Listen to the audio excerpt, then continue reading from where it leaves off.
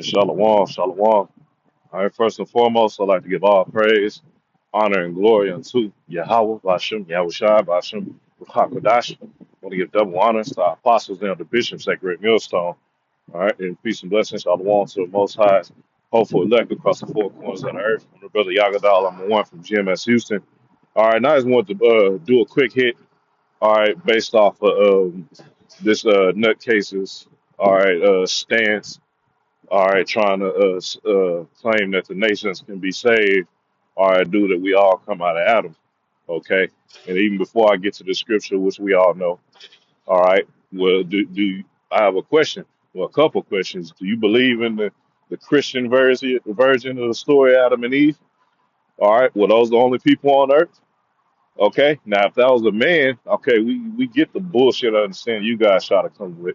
Okay, but obviously there was a man that came with a different doctrine. Okay, and they introduced the other side, all right, evil onto Eve to go push onto Adam. Okay, so the sin had already existed outside of Adam and the people under his line.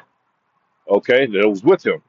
Okay, so when sin was introduced to that line, okay, that was okay. You know, first off, that was before the term Israelite was established. Okay, the Lord has always dealt with a specific line in the earth, man. Okay, all right. When you go into Genesis, what does it get into, man? It gets into the beginning of the blessed line. Okay, even before, even before Abraham. Okay, you get into Enoch. Okay, you get into the ones that the Lord, what it said, they walk with the Lord, man. To let you know, those are the ones the Lord was dealing with. Okay, so we were the ones that were held to the penalty of death. Okay, once it was introduced unto Adam, man. Okay, that was to the Israelites. Okay, then you get to the time of Moses. All right, who was given the law? All right, the Israelites were given the law. All right, there was always a separation from the Most High's blessed line and the rest of the people on earth. Okay, let me hit this scripture real quick. This is Second Ezra chapter 6 and verse 56. It says, "As for the other people which also come of Adam, thou hast said that they are nothing, but be like unto spittle, and hast likened the abundance of them unto a drop that falleth from a vessel." Okay, so even going back, let's deal with the Nephilim. Okay, we've always been at a higher status than the other nations, man. Okay, the Most High have always had His chosen people or His chosen line at a higher status than the other nations, man. Okay. Now, when you get to the time of Moses, when we made that agreement and we broke it, that's when the curses fell upon us, man. Okay. Then you get to the after King David and King Solomon's rule, and then you had all right a mixture of righteous and wicked rulers. Okay. You had Israel abusing all right the animal sacrifice. Okay. The story has always been about Israel and how the Most High dealt with them. Okay, which is stated in the first verse of Amos, the third chapter, man. All right, he deals with Israel, all right, differently than any other nation, man, because that's his chosen seed. It's all about the seed, man. Okay, you can't try to couple. You just see Adam. Oh, people came of Adam. Yes, but which line out of Adam was he dealing with? Okay, so I'm gonna read this again and I'll end it. Just wanted to get into this real quick, man, because this is the first scripture popped in my mind. Listening to this guy, all right, trying to harp on, is it Adam? Is it Adam? All right, you're baiting. All right, you're throwing your bait out there. You're trying to force someone, all right, to go with your narrative. Okay, all right, but once again, this is Second Ezra 6 and 15. It says, "As for," matter of fact, let me get the whole chapter.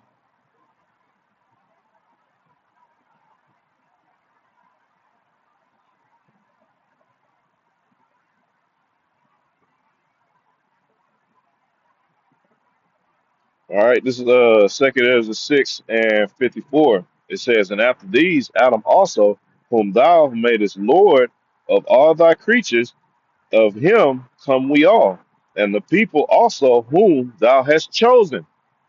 Okay? There's a chosen seed, a chosen line.